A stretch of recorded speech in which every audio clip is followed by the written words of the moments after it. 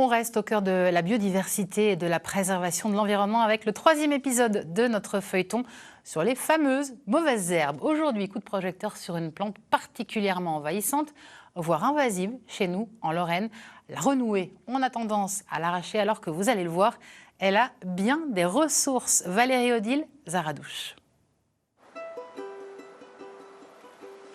Ça fait déjà plusieurs années qu'Henri Filouz s'intéresse aux mauvaises herbes, même les plus envahissantes comme la renouée du Japon.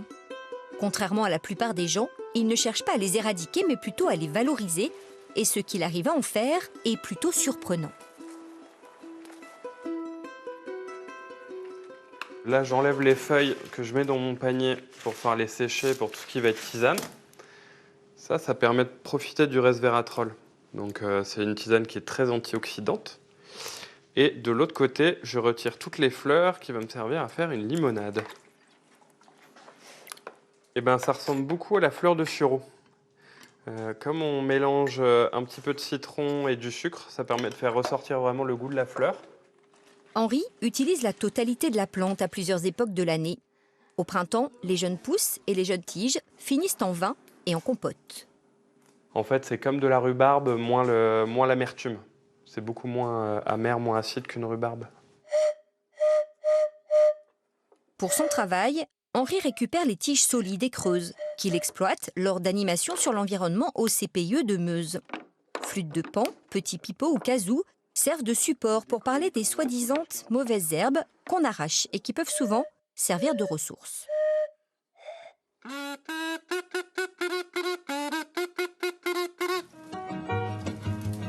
À Nancy, c'est surtout la tige de la renouée qui intéresse Paul Bollereau. Depuis que cet artiste a appris la technique au Japon, il fabrique régulièrement du papier à la MJC des Trois Maisons. Pour lui, il faut porter un autre regard sur les plantes, même les invasives, qui sont parfois très utilisées dans d'autres pays.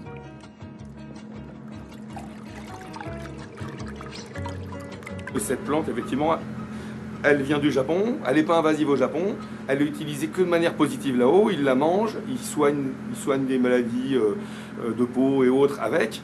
Et nous, parce qu'on l'a ramenée en Europe et qu'elle n'a pas les ennemis naturels, elle devient un ennemi.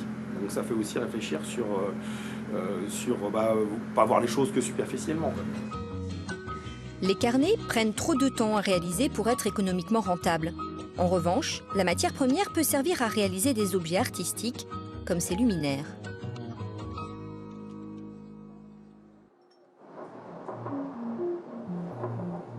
Et si la renouée pouvait servir à fabriquer de l'énergie verte? C'est le projet sur lequel a travaillé le laboratoire de l'ENSAIA, l'École nationale d'agronomie de Vendeuvre. Il y a 8 ans, ils ont été interpellés par les communes du Grand Nancy pour maîtriser et valoriser l'envahissante renouée. L'objectif du travail de laboratoire, ça a été, dans un premier temps, d'évaluer le pouvoir méthanogène. Donc en gros, est-ce que la renouée peut produire de l'énergie renouvelable, du biogaz, qu'on va ensuite transformer en électricité. Et dans un deuxième temps, regarder si les graines de renouée, qu'on appelle les akènes, les racines de renouée, qu'on appelle les rhizomes, peuvent être inhibées lors de leur reprise végétative après la méthanisation. Parce qu'en fait, une fois qu'on a mis la renouée dans un méthaniseur, on va après épandre le digestat. Il faut bien évidemment qu'on épande ce digestat sans risque de repousse, soit par les graines, soit par les racines. Tout ça, ça a été vérifié au laboratoire. Désormais, de nombreuses communes utilisent la renouée dans des méthaniseurs pour produire du biogaz. Mais aussi, grâce à la cogénération, de l'électricité verte, comme ici. La renouée n'est sans doute pas la seule mauvaise herbe qui pourrait être utile dans la transition énergétique, mais encore faut-il que l'on pose sur ces plantes-là un autre regard.